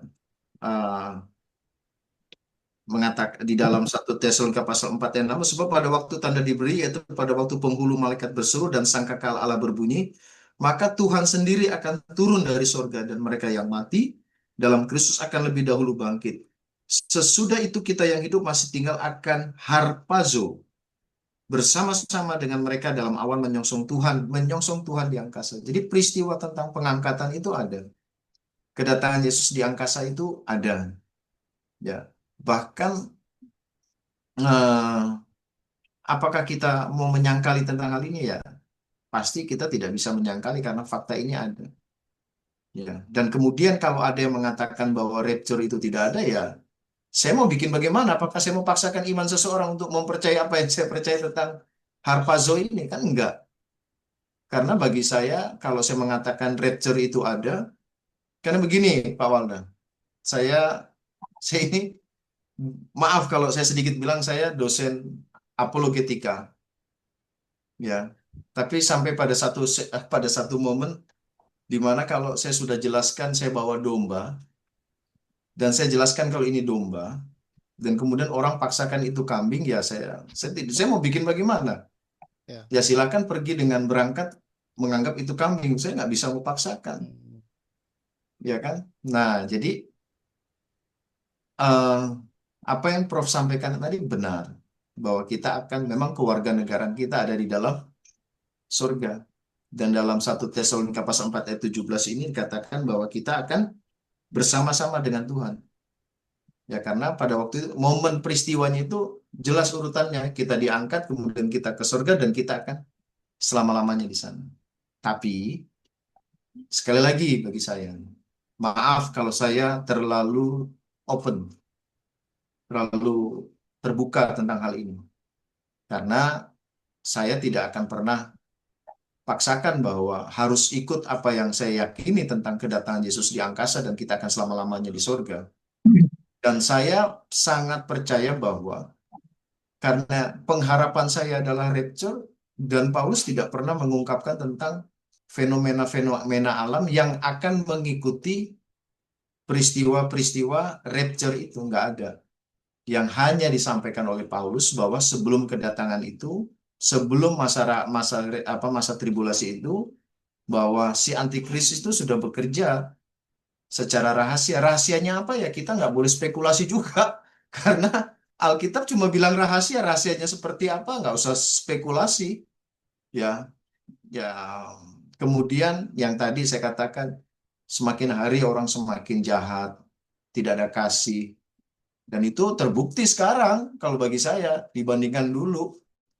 Ya nggak dibandingkan dulu, ya orang masih saling menghargai, tapi hari ini di gereja pun udah nggak saling menghargai orang. Ya kan? Gontok-gontokan, berkelahi. Tadi baru saja saya khotbah di gereja, hari Minggu tadi. Saya katakan kalau di dalam gereja terjadi perpecahan, terjadi gontok-gontokan, saya tidak peduli dia mau doktrinnya apa. Kalau di dalam gereja terjadi gontok-gontokan, perkelahian, diskusi-diskusi, rapat-rapat, kemudian saling sikat, saling sikut, kemudian terjadi pertengkaran, saya tanya apakah gereja seperti itu diberkati Tuhan? Tidak. Tidak. Tuhan tidak. Karena tadi yang sempat Pak Samuel katakan, dalam 1 Korintus pasal 3 itu kan terjadi perpecahan-perpecahan di sana. Kamu belum dewasa. Itu tanda-tanda. Jadi bagi saya Pak Walda, konsep saya tetap sama seperti yang disampaikan tadi Prof. Posangi, tapi kemudian tidak kemudian membuat saya menganggap bahwa orang lain yang berbeda dengan saya itu salah. Nah, saya punya bingkai secara personal, bukan doktrin gereja ya. Ini pendapat pribadi saya bahwa saya disatukan oleh saudara seiman tanpa melihat apapun pada keempat hal tadi.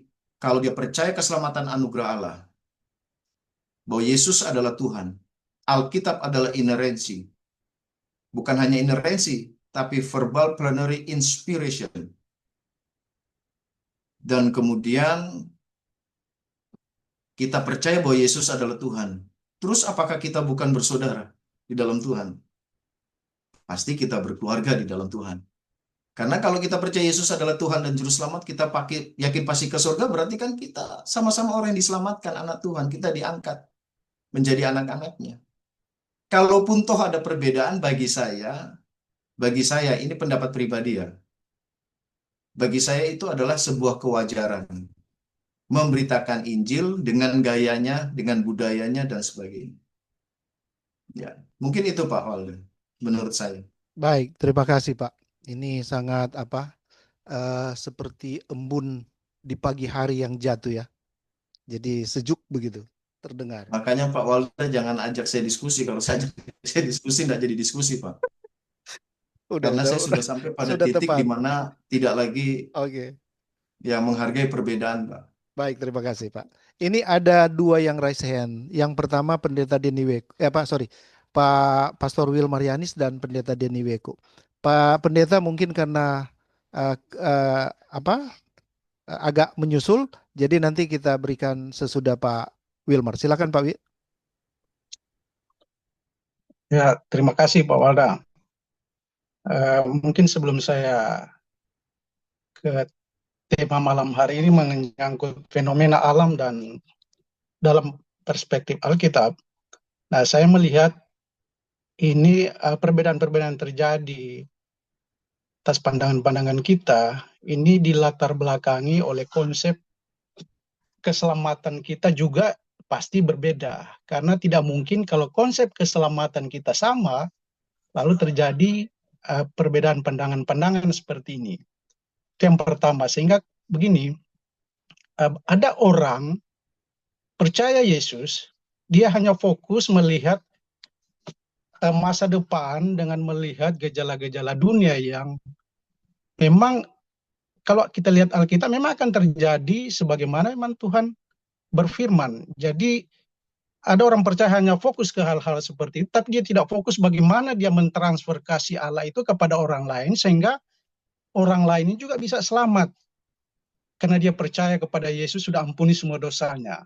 Nah, ini hal yang buat saya menjadi ditolak perbedaan pandangan kita. Karena sekali lagi kalau konsep keselamatan kita berbeda, pasti pandangan juga akan berbeda. Ya, karena ada orang percaya Yesus, sekali untuk selama-lamanya dia terima Roh Kudus, walaupun dia buat dosa, besok lusa, keselamatan dijamin, karena Roh Kudus tidak akan masuk keluar. Tapi ada orang yang berpandangan, ketika dia percaya dia buat dosa besok lusa, Roh Kudus hilang. Nah, ini hal-hal seperti ini buat saya akan menjadi penentu pandangan-pandangan kita ke depannya. Ya, nah ini pasti pandangan Pak Pendeta Sigit beda dengan pandangan Pak Sem menyangkut konsep keselamatan. Ya, kalau konsep keselamatan Pak Sem saya sudah ikuti sejak lama, saya sudah diskusikan juga. Nah, beda juga ya, beda. Nah, ini yang mempengaruhi pandangan-pandangan kita tentang konsep-konsep baik berhubungan dengan eskatologi. Nah, berhubungan dengan topik malam hari ini, kalau saya mengikuti dari tadi ayat-ayat yang Pak Sem angkat, termasuk Kisah 2 ayat 20, itu sebenarnya ada penggenapannya dari Yoel 2 tadi, ayat 31.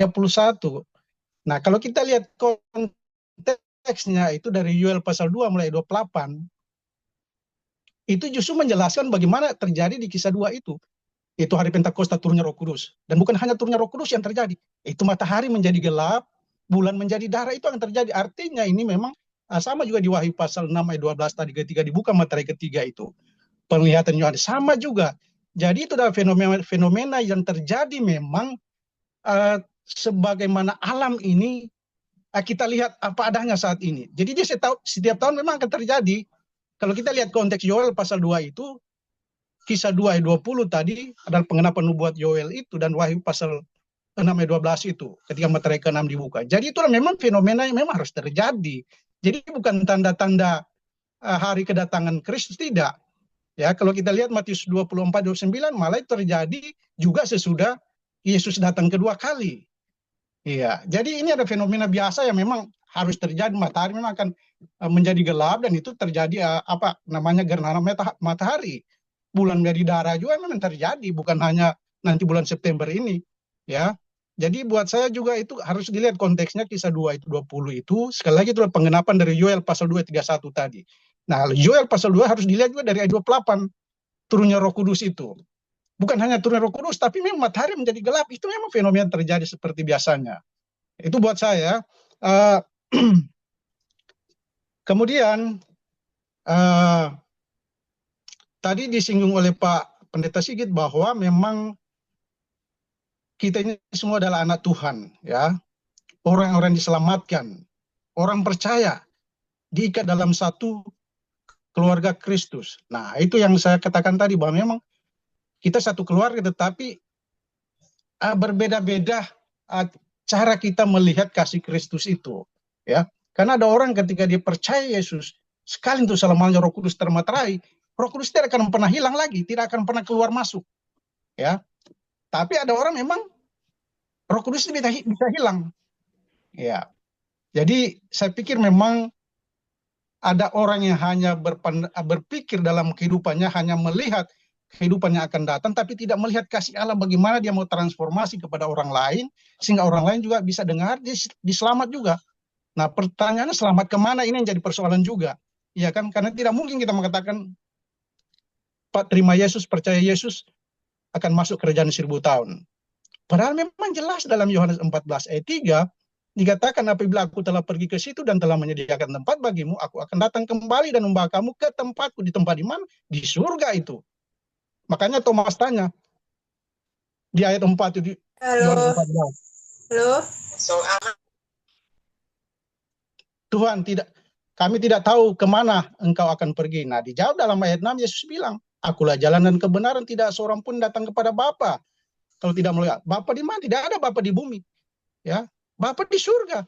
Itu sebabnya Yesus di dalam ayat 3 Yohanes 14 katakan, ketika dia pergi ke situ dan telah menyediakan tempat bagimu, aku akan datang kembali. Ya, nah, datang kembali ini bukan parousia tapi erkomai.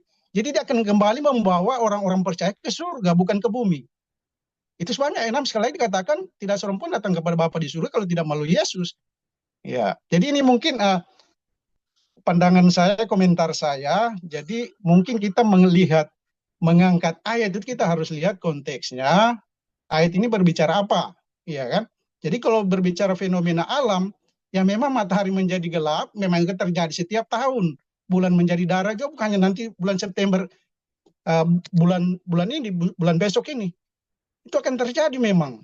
Ya, jadi harus lihat konteksnya seperti apa. Jadi itu bukan tanda-tanda spesial tentang kedatangan Tuhan. Kalau memang berbicara kedatangan Tuhan, kita lihat 1 Tesalonika 5 ayat 1 sampai dengan ayat 9, 10 itu, 2 Tesalonika 2 ayat 1 sampai 8, itu sangat jelas kok. Malah Paulus mengingatkan bahwa dalam 2 Tesalonika 2 ayat 2 itu sudah diingatkan, supaya kamu jangan lekas bingung dan gelisah baik oleh ilham roh maupun oleh pemberitaan atau surat yang dikatakan dari kami. Seolah-olah hari Tuhan telah tiba. Ya, jangan kamu memberi dirimu disesatkan orang dengan cara bagaimanapun juga. Ya, jadi saya pikir kalau kita berbicara tentang kedatangan Tuhan, tanda jelas di dalam Alkitab sebenarnya sudah dicatat dari 1 Tesalonika 4, 1 Tesalonika 5, 2 Tesalonika 2 sudah jelas. Jadi kalau berbicara fenomena alam, itu akan hal-hal yang memang Tuhan sudah katakan akan terjadi seperti biasanya yang kita baik Pak Wil. alami semuanya. Terima kasih Pak Walda. Iya, saya pikir ini sudah ditangkap bahwa Pak Wil masih belum sependapat dengan apa yang dipresentasikan oleh Pak Sem ya. Tapi apakah Pak Sem perlu menanggapi ini? Silakan Pak. Ya, saya kira tanggapan saya singkat saja. Kalau Pak Silakan. Will mengutip Alkitab itu bacanya tuntas. Jadi Yesus kan bilang, aku pergi menyiapkan tempat.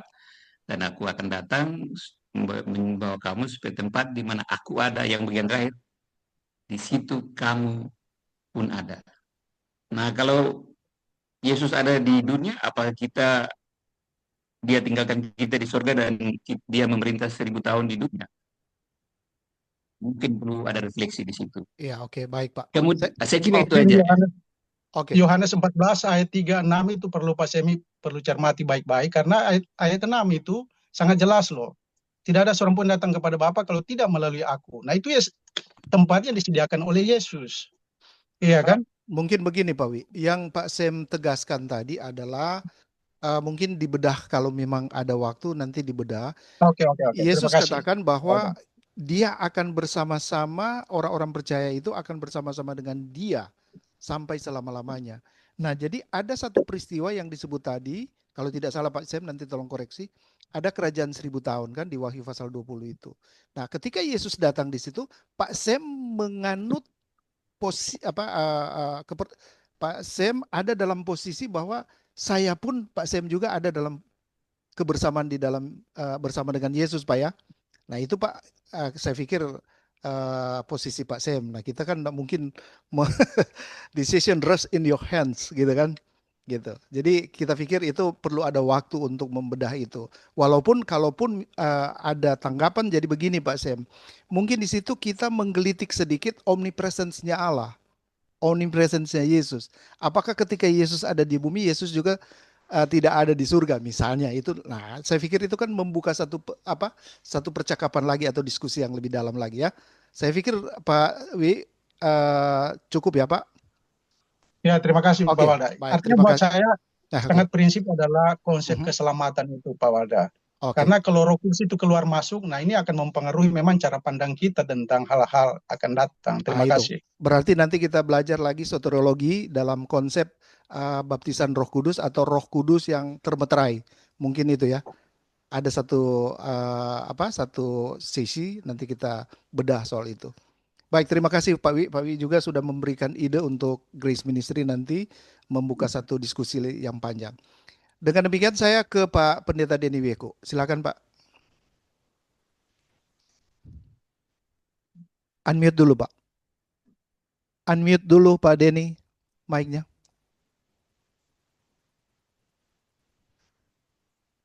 Pak Den, mic-nya dihidupkan dulu Pak.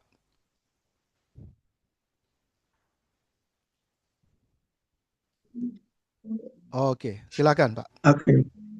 Sebelum saya tanggapi. Kameranya dinyalakan. Aduh, ini mesti edit panjang ini.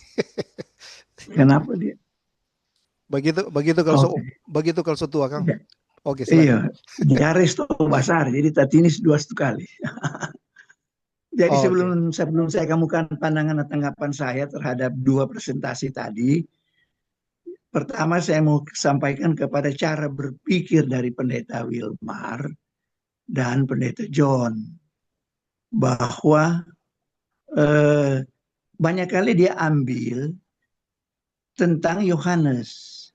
Yohanes Yesus berbicara kepada murid-murid. Ini murid-murid ini mau ke surga atau mau ke bumi? Dia tidak bicara kepada bukan orang Israel. Yohanes 14 bicara cuma kepada murid-murid dan orang Israel. Ya. Jadi apakah Petrus dan juga akan ke surga? Kalau cara berpikir dispensasional, apa Petrus mau ke surga dan murid-murid mereka tidak ke bumi? Gitu. Oke, ya itu cara itu dipertimbangkan lagi. Kemudian Pak John umpamanya bilang di dalam Kisah Rasul 2 ayat 20 itu matahari akan berubah menjadi gelap gulita dan bulan menjadi darah. Ini kita tidak boleh menafsir, bagi saya kata dan itu maka akan sekaligus dua-dua jadi. Tidak bisa. Bulan pada waktu malam, matahari pada waktu siang. Itu tidak mungkin dia simultan dua tiba-tiba muncul tuh hari itu. Tapi barangkali juga begitu, saya juga tidak tahu lah. Kalau memang ada nanti. Tapi itu bersifat tanda. Karena di pasal 20 maupun di dalam Yoel 2 itu, Yoel 2 juga ya, bahwa itu kan disampaikan, yaitu ayat itu sebelum dia datang itu tanda-tanda itu menyertai. Nah, sekarang saya mau ke bahan saya mau tanggapi itu. Jadi dalam bicara eskatologi, maka kita lihat itu diambil umpamanya dari Daniel, dari Yoel. Kemudian kita lihat Kisah Rasul. Baru kemudian kita lihat di Wahyu. Nah, Matius juga ada, Matius dan Kisah Rasul. Baru kita lihat di Wahyu. Mereka itu ada kaitan. Nah, mereka tidak boleh dipisahkan itu. Jadi kita lihat ada yang bersifat dimensional, dimensi itu dia, dan ada yang bersifat memang dari dimensional itu ada yang moral, ada yang alamiah, tanda-tanda alam. Nah, tadi sudah belajar, dan tanda-tanda alam dan tanda-tanda moral itu dia bersifat dimensional. Apa itu dimensional sih? Kita bermaksud begini, ada 3 dimensi di situ. Karena Daniel dia berbicara tentang adat, yaitu kejadian di sekitar Epipanes itu dia. Epipanes 4 itu. Jadi berarti abad ke-2 ya sebelum Kristus. Kemudian ada juga dia bicara soal pada waktu murid-murid itu dia, peristiwa itu. Tapi juga nanti dia ada bicara di masa yang akan datang. Nah, yaitu di masa yang akhir zaman ini. Jadi dia ada 3 dimensi itu dia. Maka itu kalau kita bilang tanda-tanda kedatangan Kristus kapan?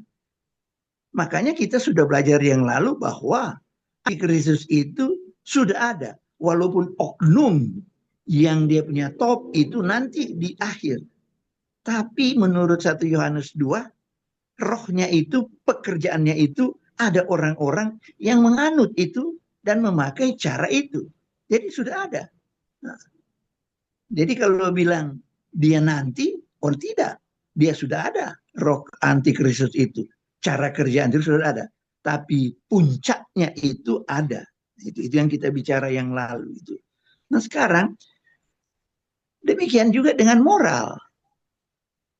Kalau dia moral, tanda moral itu dulu, zaman raja-raja korupsi dan semua sudah ada. Herodes, lebesoi. Orang Israel, lebesoi. Dorang Matius itu apa semua, korup semua dorang. Itu. Sakeus. Di zaman pemerintahan mereka menjadi pemajak dan apa tuh membantu kaki tangan Roma. Sudah ada. Tapi kemudian nanti dia punya apa itu dia intensitas atau dia punya yang paling kuat yaitu korupsi dan apa itu tadi Pak ini ceritakan. Saya sangat setuju Pak Pendeta Sigit sampaikan itu. Jadi itu maksud saya yang dimensional. Nah sekarang memang saya juga masih terus selidiki walaupun stop dari nyana baca kita. So tidak lagi saya punya waktu untuk membaca, saya pakai juga menginjil. Yaitu kalau alam. Karena alam ini waktu perjalanan sepanjang dari penciptaan sampai dengan nanti pada akhir zaman ada perubahan enggak? Nah kita masih percaya bahwa pertama dia perubahan karena manusia jatuh dalam dosa. Dari jatuh dalam dosa dia ada berubah. Bagaimana caranya alam mau kasih hilang untuk dinosaurus dan sebagainya? Berarti itu ada perubahan alam. Ya toh? Bagaimana umpamanya dari tidak ada hujan, lalu kemudian Allah mau bilang bahwa nanti Nuh akan turun hujan. Orang heran, hujan dari mana? Karena orang yang mengerti hujan. Yang saya pelajari ya konsep dulu, kalau bicara alam dulu itu ada konsep seperti itu. Belum hujan sebelumnya. Karena di kejadian dia berkata bahwa air itu, embunnya itu tumbuh dari air diambil dari uap itu yang datang kepada tumbuhan. Baru kemudian datang hujan. Nah, jadi mungkin hujan itu apakah waktu itu dinosaurus hilang atau apa, hanya binatang-binatang tertentu yang dimasuk dalam bahtera. Ini dia masih tanda tanya. Mesti selidiki lagi lebih lanjut.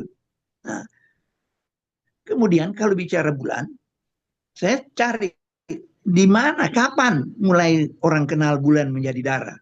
Nah, bulan menjadi darah itu ada pada masa tentu mereka. Tetapi bagaimana mereka punya pengetahuan itu? Karena kalau bicara gerhana matahari dan gerhana bulan, itu nanti mulai abad ke berapa ya? 15 ya. 15 kalau tidak salah. Baru orang mulai kenal itu.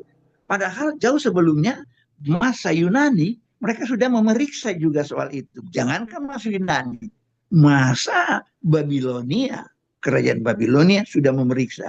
Tapi tidak begitu terkenal dengan istilah bulan menjadi darah itu.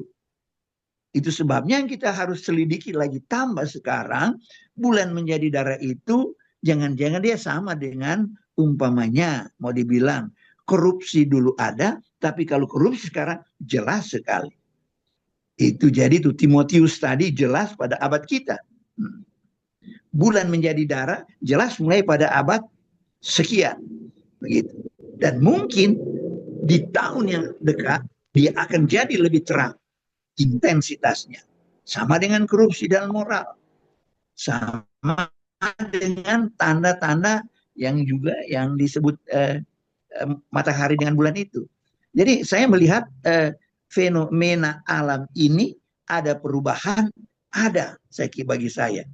Dan itu harus kita pahami bahwa itu adalah tanda-tanda kedatangan Tuhan yang kedua. Jelas kok di Alkitab. Ada di Yoel maupun di Kisah Rasul. Coba Anda baca. Di ayat berapa itu dia? Kita baca ya, saya harus baca itu supaya jelas di ayat itu. Ayat 20. Yaitu Kisah 2 ayat 20. Saya baca ya. Sebab jangan pikir kita sudah tahu. Matahari akan berubah menjadi gelap gulita. Nah, berarti ini gerhana bulan ya. Oke. Kemudian dan bulan menjadi darah. Nah, berarti ini gerhana gerhana bulan. Tadi gerhana matahari. Nah, itu. Sebelum datangnya hari Tuhan. Jadi ini sebelum datangnya hari Tuhan, itu yang akan terjadi lebih dulu. Oke, saya tutup dengan bagian yang terakhir. Bagian yang terakhir, tanda-tanda ini bukan tanda-tanda akan datangnya rib. Bukan bulation datang. Tidak. Tribulation tanda-tanda kedatangan Tuhan. Jadi itu tuh Alkitab. Dan ini bukan cuma pada Israel. Karena tadi Pak Sigit sampaikan bahwa sebelum Kristus datang, ini dulu mendahului. Itu di 1 Tesalonika. Dan 2 Tesalonika. Ada tanda-tanda kedatangan Kristus. Bukan tidak ada tanda. Jelas di Tesalonika bilang, tanda-tanda ini akan menyertai. Nah, jangan kamu dibingungkan dengan orang-orang. Jadi ada tanda-tanda. Bukan datang dengan sekejap begitu. Lalu kemudian ada di Alkitab menyatakan bahwa orang-orang akan dibangkitkan. Bukan orang dirubah di surga. Dia dikenakan tubuh. Tidak. Karena darah dan daging tidak akan mewarisi kerajaan surga. Darah dan daging itu akan ditaruh di bumi. Di surga itu Allah roh adanya dengan malaikatnya. Di sana makhluk roh. Itu sebabnya saya berkeyakinan kalau kita mati sekarang sama dengan Paulus. Paulus katakan, aku tidak mau sekarang. Karena kalau sekarang aku tidak bertubuh. Aku mau dia datang kedua kali. Karena dia datang kedua kali, dia akan datang kemuliaan. Dia memberikan tubuh baru. Dan orang yang mati itu akan diberi tubuh baru. Orang yang hidup akan diubahkan. Lalu kemudian programnya akan terlaksana. Bahwa di bumi lama baru menjadi bumi baru. Karena untuk itulah manusia diciptakan. Dan kita akan memerintah dengan dia di bumi. Bukan di surga. Karena di surga itu cuma semua malaikat. Dan malaikat-malaikat itu bukanlah seperti manusia. Manusia itu kepribadian sama dengan Allah. Malaikat itu cuma pesuruh daripada Allah. Dan mereka roh adanya. Surga itu alam roh. Bukan alam materi. Tidak ada tubuh di surga. Tidak ada darah dan daging di sana. Tidak ada kawin-mawin di sana dan sebagainya. Oke, terima kasih. Ini mungkin kontribusi saya untuk tanggapan itu. Walaupun soal fenomena alam, masih juga saya ada pertanyaan, tapi saya stop. Terima kasih. Oke, baik. Terima kasih Pak Pendeta Denny. Ya. Kita pikir apa yang disampaikan tadi itu memperkuat posisi Pak Sem ya. Dan saya melihat di sini ada raise hand dari Pak Joni, tapi tahan dulu Pak. Kuat. Oh, ini kedengaran suara saya Pak Sem? Sudah. Ya. Oh, sudah. Ya. Oh, begitu dong. Ya. Oke, di sini saya lihat ada Captain Jenry ya, yang sudah meng-on-kan kamera. Dan kemudian di sini juga masih ada saudara-saudara kita yang lain yang mungkin ingin bertanya ya. Pak James Laihat, baru kemudian Pendeta Harold ya, Ibu Like, baru ada Pak Benyamin dan kemudian ada Ibu Steri ini atau Rutni. Oke, sebelum ke beberapa saudara yang lain, saya coba ke Pak Joni. Silakan Pak, pendek mungkin Pak, karena waktu kita tinggal mungkin sekitar 30 menit ke depan. Silakan Pak Jon. Iya, terima kasih Saya kira malam hari ini demonstrasi yang benar-benar sangat mengejutkan ini. Ya, ketiga Pendeta Dani Weku akhirnya menolak pengharapan sorga di atas itu. Dan saya menyarankan kepada Pendeta Dani Weku, ayo Pak, kita belajar bersama lagi tentang itu. Saya tidak sekedar meminta Bapak belajar, tapi saya yakin Bapak bisa memahami ini. Saya ingin katakan kepada jemaat bahwa rapture itu benar ada, pengharapan sorga di atas itu benar ada, dan apa yang diwahyukan secara langsung kepada Paulus itu benar ada, dan berbeda dengan entitas Israel. Jadi kalau dikatakan eskatologi semua di bumi, saya pikir ini sesuatu yang sangat menyesatkan. Itu satu. Mohon maaf. Kedua, ketiga mengatakan matahari gelap gulita langsung diterjemahkan sebagai gerhana matahari. Siapa yang menjamin gerhana matahari di situ, Pak? Apakah gelap gulita ini hanya durasinya singkat? Itu belum jelas. Kalau Bapak mengatakan bahwa jelas di dalam Alkitab, itu betul. Tapi yang menjadi tidak jelas adalah ketika Bapak sampaikan. Itu, Pak. Sehingga demikian tadi saya mengatakan bahwa sebenarnya ini fenomena alam biasa kok ini. Masalah bulan merah ini masih fenomena biasa. Belum, Pak. Kalau Bapak punya pengharapan post-trib, enggak apa-apa lah. Nantilah Bapak menyusul, kami lebih dulu ke surga, Pak, di atas. Gitu ya. Nanti Bapak lihat ada persyaratan tambahan, bisa enggak Bapak penuhi? Gitu kan? Kalau Bapak enggak bisa penuhi ya selamat tinggal lah, Pak, neraka. Gitu kan? Jadi saran saya, Pak, tolong patuhlah pada Alkitab, terimalah perbedaan bahwa ada wahyu langsung kepada Rasul Paulus, eskatologis, sorga di atas itu benar ada, bahwa sorga di atas itu bukan hanya kediaman Allah dan malaikat lagi, tetapi sudah diberikan juga kepada orang percaya, berdasarkan penguayuan langsung oleh Rasul Paulus. Demikian, terima kasih. Saya kira tidak perlu ditanggapi lagi. Baik. Terima kasih Pak John. Pak Denny perlu mau menanggapi ini, tapi kalau mau menanggapi singkat, Pak. Pak Pendeta Denny mau menanggapi atau? Suara saya jelas ya Pak Sem? Kedengaran Pak. Pak Denny mikrofonnya diaktifkan dulu Pak. Halo Pak Sem, suara saya tembus sampai di Jelas sana? Pak, jelas. Ya. Pak Den, Saya cuma mau sebelum Pak Sem, saya cuma mau tambah ini. Saya tetap yakin saya dalam Kristus. Keselamatan itu hanya dalam Kristus. Kita sudah sepakat, kita mau ke surga, kita mau ke bumi, kita tetap dalam Kristus. Tak usah rubah itu. Saya kira masa itu karena kita di bumi lalu kita tidak ke Kristus, begitu ya. Nah, apa kita beda? Oke, baik. Terima kasih juga, Pak. Kalau belum datang kerajaan, ya saya ke surga dulu, tapi dengan roh, saya tidak dengan tubuh.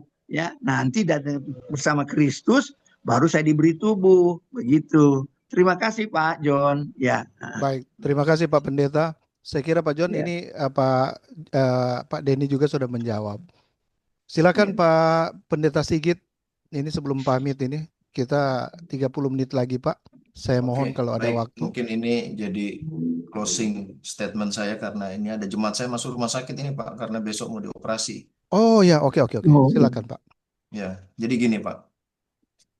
Jadi saya hanya ingin menegaskan posisi saya karena ini ditanya seperti itu kembali lagi bahwa yang unik daripada pembahasan kita malam hari ini adalah ketika berbicara tentang eskatologi yang disampaikan oleh Daniel, coba kalau kita lihat ya, saya mungkin Bapak-Bapak bisa lihat di YouTube saya mengenai tentang tafsiran 70x7.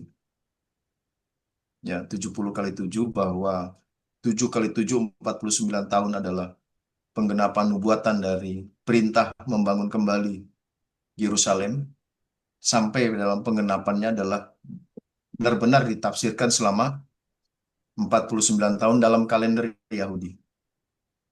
Kemudian setelah itu 62 kali 7 selama 434 tahun dalam kalender orang Yahudi dari selesainya pembangunan itu sampai disingkirkannya orang yang diurapi itu. 434 tahun. Nah, menariknya adalah kedua nubuatan itu harus ditafsirkan secara literal. Kan gitu. Nah, kemudian ada 1 kali 7, apakah itu harus kita tafsirkan secara alegoris? Nggak mungkin. Tentu itu harus ditafsirkan secara literal juga, bahwa ada masa tribulasi. Tapi kok kenapa harusnya setelah penyingkiran yang diurapi itu Yesus harusnya masuk tribulasi? Kenapa tidak ada? Karena ternyata di antara 42 kali 7 dengan 1 kali 7 ada sesuatu yang dirahasiakan oleh Tuhan di sana. Nah, kata rahasia ini menarik. Tapi ingat sekali lagi, ini tidak mengurangi atau membatalkan keselamatan kita bersama ya. Gitu ya.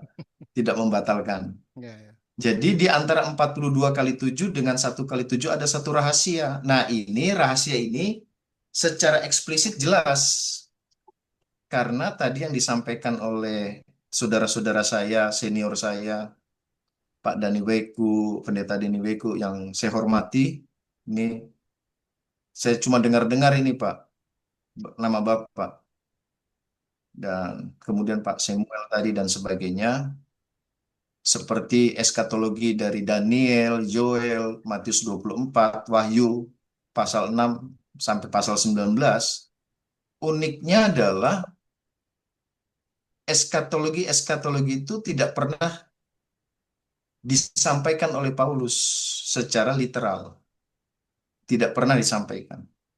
Nah, jadi kalau kita melihat di sini ternyata Paulus ada spesifik, kekhususan, kekhasan tentang rahasia itu sendiri. Ya, bahwa memang saya, bapak-bapak begini, saya ini dulu pernah Muslim, pernah di Katolik, dan juga pada akhirnya saya percaya Yesus, dan di awal kepercayaan saya saya percaya Yesus itu, saya tidak serta-merta kemudian mempercayai Alkitab adalah firman Allah. Namun ketika saya meneliti tentang 70 kali 7 ini, dan itu ditafsirkan secara literal, dan itu terbukti secara literal, itu membuat saya pada akhirnya benar bahwa Alkitab adalah verbal plenary inspiration. Terus saya bertanya, kenapa antara 42 kali 7 dengan 1 kali 7 kok nggak langsung terjadi 1 kali 7, 7 tahun masa antikristus itu? Barulah Paulus menjelaskan ada rahasia di sana. Sehingga ketika berbicara tentang nubuatan-nubuatan tadi, Daniel, Joel, Matius pasal 24 dan sebagainya, ada perbedaan yang khas di mana keempat bagian nubuatan yang kita singgung tadi itu betul-betul kedatangan Yesus yang kedua kali. Dan tidak pernah ada menyinggung tentang kedatangan Yesus di angkasa. Nah, jadi sebenarnya tidak bertentangan antara eskatologi Paulus dengan eskatologi Yoel, Daniel, Matius 24, Wahyu. Tidak ada pertentangan, hanya saja Paulus pada akhirnya menjawab pertanyaan tentang antara 42 kali 7 dengan 1 kali 7. Ada sebuah yang dirahasiakan. Ada yang dirahasiakan di sana. Kalau kita melihat Wahyu pasal 12, itu jelas, Wahyu pasal 12, Yohanes sendiri tidak mengetahui bahwa ada program rahasia di sana. Karena setelah penyingkirannya dikatakan bahwa, saya sedikit bisa baca Pak Walda ya. Silakan Pak. Wahyu 12. Dalam Wahyu pasal 12 itu jelas bahwa Yohanes sendiri tidak pernah menyangka bahwa akan ada rahasia. Di situ dikatakan, maka nampaklah suatu tanda besar di langit, seorang perempuan berselubungkan matahari dengan bulan di bawah kakinya dan sebuah mahkota dari 12 bintang di antara kepalanya. Ia sedang mengandung dalam keluhan dan penderitaan, hendak melahirkan ia berteriak kesakitan. Maka tampaklah suatu tanda yang lain di langit, dan lihatlah seekor naga merah padam yang besar berkepala 7 dan bertanjuk 10, dan di atas kepalanya ada 7 mahkota.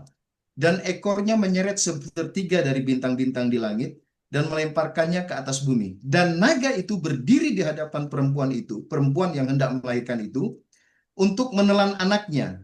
Segera sesudah perempuan itu melahirkannya, maka ia melahirkan seorang anak laki-laki yang akan mengembalakan semua bangsa dengan gada besi. Tiba-tiba anak itu dirempas, dibawa lari kepada Allah ke tahtanya. Perempuan itu lari ke padang gurun, di mana ia telah disediakan suatu tempat baginya oleh Allah supaya dipelihara di situ 1206. Jadi Yohanes sendiri melihat bahwa setelah disingkirkan Yesus, langsung akan masuk ke dalam peristiwa masa antikristus 1260 hari itu. Yohanes sendiri melihat dalam kitab nubuatan, dalam kitab Wahyu bahwa setelah penyingkiran Yesus tersalibkan itu, dia punya keyakinan tidak lama lagi akan terjadi tribulasi. Selaras dengan nubuatan 70 kali 7. Tapi pada kenyataannya kenapa tidak terjadi 1200 itu? Karena memang Yohanes sendiri tidak disingkapkan tentang kerahasiaan itu, tentang rapture itu. Ya, jadi saya melihat Alkitab pada akhirnya sesuatu yang indah. Ketika kita dipertanyakan, kan 7 kali 7 ditafsirkan literal. 42 kali 7 ditafsirkan literal. Kenapa tidak langsung masa antikristus? Karena memang ada satu rahasia yang tidak disengkapkan oleh Allah kepada Daniel, kepada Yoel, kepada Matius, dan Yohanes. Dan kita bisa menjawabnya, ya seperti yang tadi Prof sampaikan, pada akhirnya kita bisa menjawab pertanyaan-pertanyaan itu, bahwa ada yang dirahasiakan, yang pada akhirnya disingkapkan tentang rapture itu. Ya, jadi Pak Walda, saya sekali lagi mohon maaf bagi teman-teman yang saudara-saudara saya yang pasti kita sama-sama diselamatkan, kita adalah keluarga di dalam Kristus, ya Pak Dani Weku, Pak Samuel, dan teman-teman yang lainnya, pasti kita berbeda. Dan perbedaan itu tidak membuat kita pada akhirnya tidak diselamatkan. Jadi kalau seandainya itu dipertanyakan ke saya tentang 70 kali 7, kenapa tidak langsung terjadi 1 kali 7, maka saya akan menjawab ada posisi di antara 42 kali 7 dengan 1 kali 7, ada yang dirahasiakan. Nah itu di mana penjelasannya rahasia itu? Maka kita akan jawab, kita akan lihat dalam surat-surat Rasul Paulus. Seperti itu kira-kira teman-teman. Saya minta maaf nih Pak Walda, saya harus, Baik, karena Pak. sudah malam, nanti Iya. takutnya saya nggak bisa masuk rumah sakit karena Jumat saya besok mau operasi. Operasi, Pak. Oke. Jadi kalau seandainya minta maaf teman-teman yang berbeda dan sebagainya, dan itu pendapat saya karena saya dibingkai di dalam konsep dispensasi teologia mid-ek. Ya, terima kasih, salam hormat untuk semuanya. Terima kasih, Pak. Salam hormat untuk seluruh yang mengikuti. Kalau ada yang mau bertanya lagi, boleh hubungi di nomor telepon saya. Nah, Oke. untuk mendapatkan nomor telepon saya, saudara-saudara bisa lihat di YouTube saya. Tidak dalam mempromosi. Ya, boleh. Nanti kita bisa diskusi lagi. Ya, Iya. tetapi harus soft, harus dengan kerendahan hati, harus saling menghargai. Ya, karena kita diikat oleh satu yang namanya kasih. Ya, Tuhan betul, Pak. memberkati. Terima kasih Pak Pendeta Sigit Widodo, Magister Teologi yang sudah hadir di Grace Ministry malam hari ini, dan sekaligus ini sudah memberikan closing statement ya. Yang kalau saya tangkap di sini bahwa penjelasan Pak Pendeta Sigit itu adalah tidak ada perbedaan antara eskatologi Rasul Paulus dengan eskatologi para nabi sebelumnya, maupun juga dengan kitab apokaliptik yang disampaikan oleh Yohanes di Pulau Patmos, Pak ya.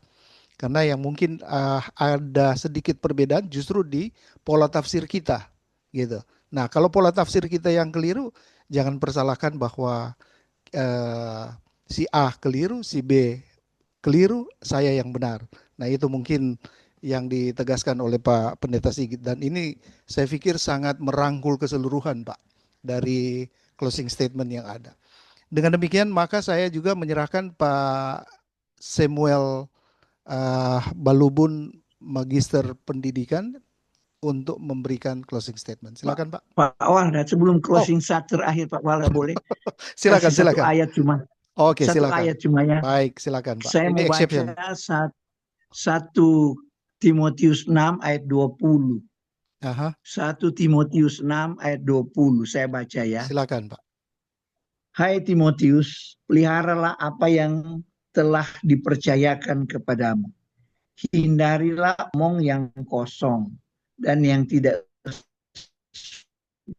pertentangan-pertentangan yang berasal dari apa yang disebut pengetahuan. Nah itu. Jadi memang kita harus lihat Alkitab secara Alkitab, lalu kita uji ini pengetahuan kita atau pengetahuan yang didapat atau pengetahuan yang dibuat. Itu yang kita uji begitu. Tapi soal di Alkitab ya yang sudah tertera, apalagi soal keselamatan, tidak usah kita ragukan lagi itu. Kita Oke. satu. Saya tunjang Pak Pendeta Sigit Widodo. Thank you ya, makasih Oke, banyak. you're Ya. welcome. Terima kasih Pak Denny dan Pendeta Denny Weku. Saya pikir apa yang Pak Denny sampaikan ini menjadi bagian dari closing statement Pak Sam, tetapi tidak berarti bahwa itu menyangkut keseluruhan. Silakan Pak Sam.